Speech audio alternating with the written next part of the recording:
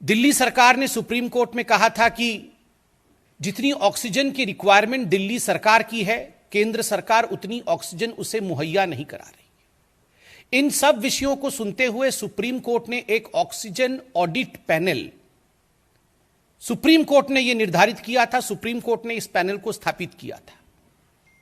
मुझे कहते हुए आज दुख हो रहा है कि उस पैनल के रिपोर्ट में जिस प्रकार का विषय सामने आया है वो चौंकाने वाला है।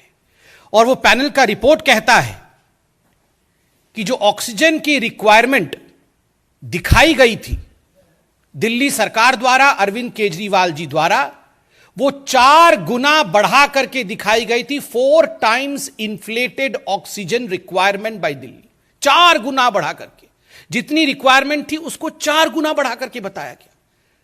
और सबसे दुखद विषय है कि दिल्ली के इस झूठ के कारण, अरविंद केजरीवाल जी के इस झूठ के कारण 12 ऐसे राज्य थे पूरे हिंदुस्तान में जो अफेक्टेड हुए अपने ऑक्सीजन सप्लाई को लेकर, क्योंकि सब जगह से ऑक्सीजन काट करके दिल्ली भेजना पड़ा, क्योंकि अरविंद केजरीवाल जी कह रहे थे उनको बहुत ऑक्सीजन की आवश्यकता है, मगर वास्तविक आवश्यकता उतनी नहीं थी। और 12 राज्य जहां कोविड के बहुत केसेस थे उनको सफर करना पड़ा। उत्तर प्रदेश को सफर करना पड़ा, हरियाणा को सफर करना पड़ा, बाकी राज्यों को सफर करना पड़ा है।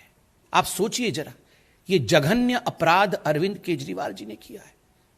मैं कोई गाली गलौज की राजनीति में विश्वास नहीं रखता हूं, मैं आक्षेप की राजनीति में भी विश्वास नहीं रखता हूं, मगर यह सवाल तो हम पूछेंगे ना कि 12 राज्यों के ऑक्सीजन को काट करके आपने यहां केवल अपनी राजनीति के लिए, क्योंकि आप नाकाम हो रहे थे, आप फेल हो रहे थे, आपको कहीं ना कहीं यह ब्लेम शिफ्ट करना था, आपने फॉल्स अलार्म, झूठा अलार्म बजाया, पूरे देश में पैनिक फैलाया कि देखो दिल्ली को किस प्रकार से सौतेला व्यवहार दिल्ली के साथ किया जा रहा है, दिल्ली के साथ स्टेप मदरली ट्रीटमेंट किया जा रहा है। और आपने हरियाणा, उत्तर प्रदेश की सरकारों को गाली दी कि हमें हमारे ऑक्सीजन को रोक ले रहे हैं। आपको याद होगा अरविंद केजरीवाल जी रोज टीवी पे आकर गाली देते थे उस समय कि हमारे ऑक्सीजन को ये रोक रहे हैं, मगर आज मालूम पड़ रहा है कि इन्होंने झूठ बोल के ऑक्सीजन लिया और 12 राज्य उससे प्रभावित हुए।